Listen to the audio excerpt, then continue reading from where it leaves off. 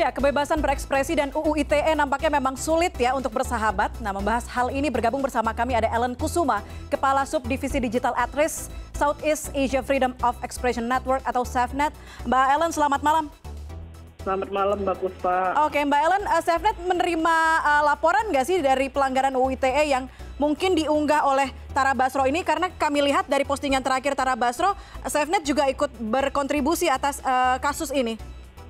Betul, jadi kemarin sore itu sebenarnya SafeNet sempat berkomunikasi dengan Tara Basro. Jadi Tara Basro bertanya nih, karena dia khawatir kan tiba-tiba ada statement bahwa postingan dia dianggap pornografi oleh Kominfo dan bisa dikenakan pasal 27 ayat 1 UU ITE. Nah dari situ kemudian kita cari tahu kan postingan apa gitu yang dimaksud. Ternyata kita lihat ini kan sebenarnya postingan yang membahas body positivity ya. Jadi kita juga heran itu kenapa tiba-tiba ada pelabelan bahwa postingan ini adalah postingan pornografi. Itu kayak di luar konteks banget gitu.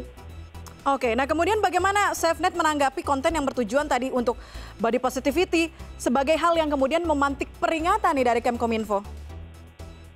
Kita melihat itu pernyataan yang sangat gegabah sekali sih dari pihak Kominfo ya, untuk melabel sesuatu yang sesungguhnya bahkan dari warganet sendiri yang pertama kali impression mereka itu adalah positif itu. Dan Kominfo dengan gegabah melabel itu sebagai pornografi. Ini kita melihatnya kayak kenapa sih ketika melihat ada tubuh perempuan terpampang di media sosial, langsung yang menjadi sorotan adalah bahwa itu adalah pornografi. Padahal kan tidak melulu tubuh perempuan itu tampil sebagai objek seksual semata gitu. Jadi ketika langsung disorot sebagai pornografi, kita justru wondering ini, apakah Kominfo tidak melihat konteksnya secara keseluruhan gitu saat mengeluarkan statement itu. Oke, tapi sebelumnya Mbak Ellen, Kepala Biro Humas Kominfo Ferdinand Setu mengatakan konten Tara ini telah quote-unquote ya menafsirkan ketelanjangan dan juga memenuhi unsur pasal 21 ayat 7 Undang-Undang ITE. Tapi dalam pasal tersebut sebetulnya disebutkan tidak indikator telanjang itu seperti apa? Jadi begini, kalau misalnya kita berbicara tentang pasal 27 ayat 1 ITE, itu sebenarnya membahas tentang informasi dan atau dokumen elektronik yang memuat konten melanggar kesusilaan. Sedangkan kalau misalnya kita cek kesusilaan itu sendiri tidak didefinisikan dengan jelas, baik di UU ITE maupun di KUHP gitu.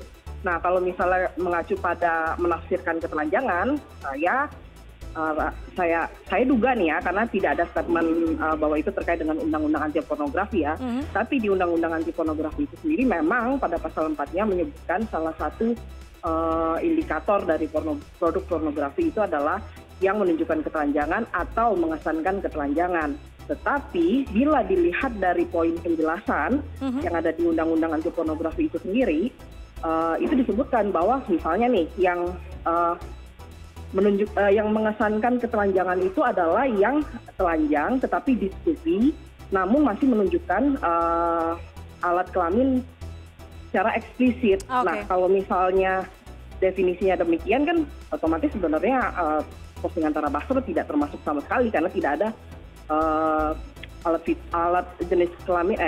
kelamin yang ditunjukkan dengan eksplisit gitu. Oke, Mbak Ellen, kemudian bagaimana dengan konsumsi media sosial anak di bawah umur nih? Patutkah sebagai influencer atau mungkin public figure memikirkan kontennya untuk ramah anak? Begini, kalau kita ngomongin tentang media sosial ini kan sebenarnya ranah publik ya.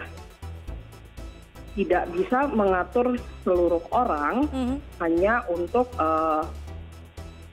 bukan berarti kita tidak concern dengan publik, dengan anak ya, yang anak-anak yang mengkonsumsi media sosial gitu.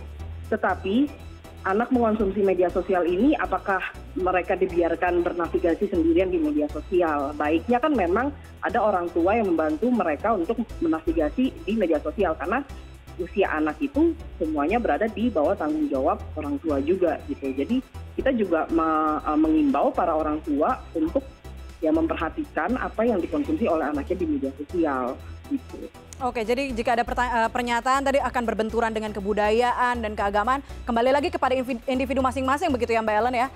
Nah, Iya, oke. betul sekali. Oke, Mbak Ellen, ini kita tahu behaviornya masyarakat Indonesia melihat foto seperti ini ya.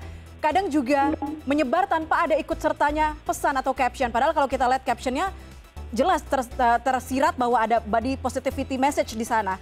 Kemudian harus bagaimana sosialisasi mungkin termasuk dari SafeNet supaya warganet bisa konsumsi konten secara lengkap nih. Jadi begini, internet sudah masuk ke Indonesia kan sudah cukup lama ya. Warganet juga harusnya turut berkembang bersama keberadaan internet itu sendiri kan. Berarti yang bisa diharapkan adalah warganet kalau mengonsumsi sesuatu jangan lepaskan itu dari konteksnya gitu. Jadi kalau mau mengonsumsi sesuatu ya di media sosial ya, perhatikan konteksnya sebelum melakukan misalnya pelabelan yang bisa misleading seperti yang dilakukan oleh Kominfo kemarin. Oke, baik Mbak Ellen Kusuma, terima kasih banyak sudah bergabung bersama kami di CNN Indonesia Connected.